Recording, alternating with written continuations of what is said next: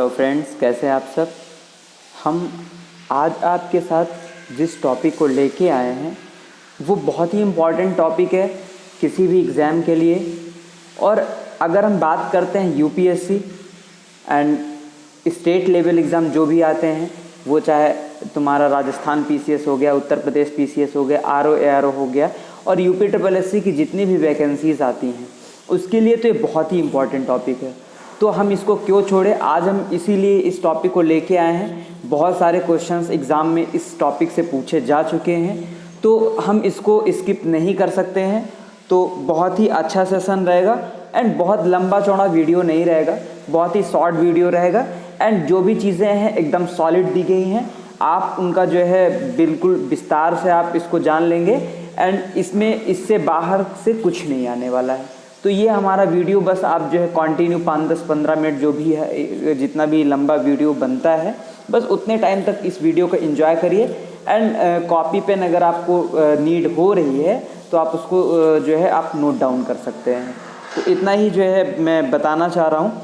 और जो टॉपिक है वो है राष्ट्रपति की क्षमादान शक्तियाँ, यानी पार्डनिंग पावर क्या होती है। पार्डनिंग पावर राष्ट्रपति के पास एक ऐसी शक्ति है जो राष्ट्रपति को गॉड पावर देती है, यानी इस देश में, इस विश्व में जो इंसान क्षमा कर दे वो ईश्वर के बराबर है। तो राष्ट्रपति को क्षमादान शक्ति दी गई है। इसके बारे में हम आज बात करेंगे। पॉलिटी का एक बहुत ही अच्छा सेशन है, तो आप लोग हमारे साथ इसको एंजॉय करिए। तो आइए देखते हैं क्या है इसमें। तो राष्ट्रपति की क्षमादान शक्तियों के बारे में हम पढ़ने वाले हैं। इसमें एक केस बहुत ही जो है इस टाइम बहुत ही उभर के आ रहा है हमारे सामने। एक जो है शबनम नाम की एक महिला है जो उत्तर प्रदेश के अमरोहा डिस्ट्रिक्ट की रहने वाली है, और उसने क्या किया कि अपने 12 वर्षीय पुत्र ने राष्ट्रपति रामनाथ कोविंद से अपनी मां को माफ़ करने के लिए अपील करी है। उसका एक 12 वर्ष का एक लड़का है जो कि उस टाइम पैदा हुआ था जब उसको सज़ा हुई थी। तो ऐसा कहा जाता है जो हमारा न्यायालय है, जो हमारा जस्टिस पावर है, जो हमारा सुप्रीम कोर्ट है, वो ये आदेश नहीं देता यदि कोई महिला गर्भवती है तो उसको मृत्युदंड नहीं दिया जा सकता है, यानी उसके साथ में किसी एक निर्दोष को फांसी दे दी जाएगी। कहने का मतलब है कि हमारी जो जुडिशरी सिस्टम है, ये एक ऐसी व्यवस्था इन्होंने बनाई है हमारे संविधान मेकर्स ने कि भले ही 10 अपराधी छूट जाएं लेकिन किसी भी एक निर्दोष को सज़ा ना होने पाए, ये हमारा सुप्रीम कोर्ट कहता है। तो उसी के बारे में आज ये लेक्चर है। सजायाफ्ता शबनम मृत्युदंड से बचने के लिए लगभग सभी कानूनी तरीकों को अपना चुकी हैं। यदि उसे फांसी दी जाती है तो वो स्वतंत्र भारत की पहली महिला होगी जिसे किसी अपराध के लिए फांसी दी जाएगी। ठीक है। तो उत्तर प्रदेश, और इसकी फांसी होनी कहाँ पे है? उत्तर प्रदेश का एक मथुरा है, मथुरा डिस्ट्रिक्ट है। वहाँ पे एक ऐसा जेल है जहाँ पे सिर्फ महिला को ही रखा जाता है, और वहीं पे उसको अपराधी, वहीं को ऐसा जो है इसको अपराधी मान के, दोषी मान के वहीं पे उसको फांसी देने का प्रावधान भी है। यानी पूरे ऑल ओवर इंडिया में वो अंग्रेज़ों द्वारा बनाई गई जेल थी जो आज भी मथुरा में मौजूद है। उसी में शबनम बंद थी और अभी भी बंद हैं, और इनको फांसी की सज़ा जो है हो चुकी है। तो इसी के लिए जो है उनका जो 12 वर्षीय एक लड़का था वो राष्ट्रपति से क्षमादान की एक अपील करता है कि जो है हमें, हमारी जो है माँ को क्षमादान जो है दिया जाए राष्ट्रपति के द्वारा। तो आइए हम पहले क्षमादान शक्ति, पार्डनिंग पावर के बारे में जानते हैं। इसकी पृष्ठभूमि कहाँ से है और ये कहाँ से ली गई है उसके बारे में हम लोग बात करते हैं। जो इसकी पृष्ठभूमि है वो बेसिकली अमेरिका, ब्रिटेन, कनाडा और कई ऐसे देश हैं जहाँ पे पार्डनिंग पावर का सिस्टम है। दूसरा है कि भारत में क्षमादान करने की शक्ति भारतीय संविधान के अनुच्छेद 72, ये इम्पॉर्टेंट है, आर्टिकल 72 में, और अनुच्छेद 161 में राज्य के राज्यपाल द्वारा क्षमादान की शक्ति बताई गई है। ठीक है। यानी अगर राष्ट्रपति के जो है बात करें, राष्ट्रपति के पार्डनिंग पावर की बात करें तो वो आर्टिकल 72 में है, और राज्यों के राज्यपाल की अगर पार्डनिंग पावर की बात करते हैं हम तो वो आर्टिकल 161 में है। अब क्या है कि ये जो है अगला पॉइंट है कि ये देश की न्यायिक प्रक्रिया के अंतर्गत क्षमा करने या मृत्यु की सजा प्राप्त अपराधियों के प्रति दया दिखाने के लिए शक्तियों का हवाला देकर एक मानवीय पक्ष को जोड़ता है। ये सारी चीज़ें हैं इसमें। इसके इसके कुछ इम्पॉर्टेंट फैक्ट हैं, वो हम आइए देख लेते हैं। आर्टिकल 72 के अंतर्गत राष्ट्रपति की क्षमादान शक्तियाँ किस प्रकार हैं, हम वो चीज़ देखेंगे। पहला पॉइंट जो है वो राष्ट्रपति की पार्डनिंग पावर के बारे में, राष्ट्रपति की न्यायिक शक्तियों के अंतर्गत शामिल है।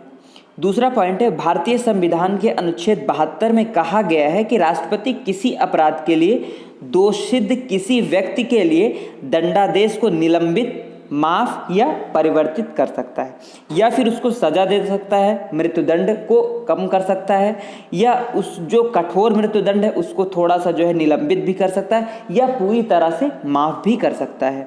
ठीक है, या दंड में क्षमादान, प्राणदंड, स्थगित, राहत और माफ़ी प्रदान करता है। अगला पॉइंट है कि उन सभी मामलों में जिनमें सजा सैन्य न्यायालय में दी गई हो उसको भी लेके बात कर सकता है। उन सभी मामलों में जिनमें केंद्रीय विधियों के विरुद्ध अपराध के लिए सजा दी गई हो, इसमें भी हस्तक्षेप कर सकता है और इसके पास ऐसी पावर है कि ये इसको पूरी तरह से माफ़ कर सकता है। और अगला पॉइंट है कि उन सभी मामलों में जिनमें दंड का स्वरूप प्राणदंड हो यानी मृत्युदंड हो। ठीक है, इसको भी जो है अगर कैपिटल पनिशमेंट है तो उसको भी वो पार्डन कर सकता है। अगला पॉइंट है कि राष्ट्रपति की क्षमादान शक्ति में निम्नलिखित बातें कौन कौन सी है, आइए हम देखते हैं। पहला है पार्डन, क्षमा। क्षमादान केवल दंड को ही समाप्त नहीं करता अपितु दंडित व्यक्ति को उस स्थिति में ला देता है जैसे कि उसने अपराध किया ही ना हो, अर्थात वो पूरी तरह से निर्दोष हो जाता है। ठीक है, और अगला क्या है कि क्षमादान एक अनुग्रह है, यानी क्षमादान क्या है, एक अनुग्रह है। वो किसी से एक तरह से भीख मांगता है जिसकी मांग अधिकार के रूप में नहीं की जा सकती। अगर आप किसी व्यक्ति से क्षमा मांगते हैं तो क्या आप उसके ऊपर हक जता के कि नहीं मुझे क्षमा ही करिए, ऐसा कुछ भी नहीं है। वो एक तरह से अनुनय विनय करता है, वो उससे कहता है कि हम आपसे अनुग्रह कर रहे हैं, ये आपके अधिकार में है, अगर आप चाहें तो इसको माफ़ कर सकते हैं। अगला है लघुकरण, कम्यूटेशन। लघुकरण का तात्पर्य किसी एक वस्तु अथवा विषय को दूसरे के साथ में बदलना है, यानी किसी भी, जैसे मृत्युदंड है तो उसको आजीवन कारावास में परिवर्तित कर देना है। ठीक है, यानी लघुकरण, उसको कम्यूटेशन कहते हैं। अगला है परिहार, रेमिशन। इसके बारे में हम बात करेंगे। परिहार शब्द जो है, परिहार का तात्पर्य है कि सजा की प्रकृति को बदले बगैर उसकी अवधि को कम करना। सपोज दैट किसी को जो है 14 वर्ष की सजा हुई है, 14 वर्ष का कठोर कारावास हुआ है, आजीवन कारावास हुआ है, तो उसको वो 1 साल या 6 महीने कर सकता है, यानी सजा की प्रकृति को यानी उसके नेचर को चेंज कर सकता है। अगला है विराम, उस पर विराम यानी रेस्पाइट कर सकता है, यानी विराम का अर्थ क्या है कि कुछ विशेष परिस्थितियों की वजह से सजा को कम किया जा सकता है। जैसे कोई भी गर्भवती स्त्री है उसके मृत्युदंड को साधारण कारावास में बदलना, जिसकी अपील शबनम द्वारा की जा रही। शबनम द्वारा क्या, बेसिकली वो तो जेल में बंद है, उसके लड़के द्वारा जो 12 वर्ष का है इस टाइम। अगला है कि प्रविलंबन, रिप्राइव। प्रविलंबन का तात्पर्य है मौत की सजा का अस्थायी निलंबन करना, यानी अस्थायी रूप से उसको टालते रहना। ठीक है, तो अच्छी खासी उसकी ज़िंदगी तो ऐसे ही बीत जाएगी। अब बुढ़ापे में उसको अगर मृत्युदंड मिल भी जाता है तो उसका कोई तात्पर्य वैसा नहीं, यानी सजा को जो है क्या करना, विलंब करना। उदाहरण के लिए हम समझते हैं कि क्षमादान या लघुकरण की अपील के लिए मृत्युदंड की कार्यवाही को अस्थायी रूप से निलंबित करना। अगला पॉइंट क्या है, क्षमादान का प्रयोग परीक्षण के पूर्व, उसके दौरान और उसके पश्चात सभी स्थितियों में किया जा सकता है। ठीक है, क्षमादान कब हो सकता है, जब तक उसका प्रयोग नहीं हुआ है उसके पहले क्षमादान की अपील की जा सकती है और राष्ट्रपति उसको जो है अपने उसमें ला सकता है, अपने व्यवहार में ला सकता है। चौथा पॉइंट क्या है कि राष्ट्रपति की क्षमादान की शक्तियों की एक सीमाएं हैं, एक इनका निर्बंधन है, इस पे भी एक एक्लिप्स वर्क करती है। तो आइए हम उसके बारे में जानते हैं। पहला पॉइंट है कि राष्ट्रपति जो होता है क्षमादान की अपनी शक्ति का प्रयोग मंत्रिमंडल के परामर्श से ही करता है, यानी बिना मंत्रिमंडल के सलाह के द्वारा ये अपनी शक्ति की जो है वो नहीं कर सकता है, यानी अपने शक्ति को यूज़, अपनी पावर्स का यूज़ नहीं कर सकता है, अर्थात बिना परामर्श के ये नहीं कर सकता। दूसरा है कि सर्वोच्च न्यायालय, यहाँ पे देखिए, यहाँ पे आप ये पाएंगे कि जुडिशरी को यानी सर्वोच्च न्यायालय को कितना अव्वल दर्जा, कितना ऊंचा स्थान भारतीय न्यायपालिका को दिया गया है, यानी कितना उसको पावरफुल बनाया गया है।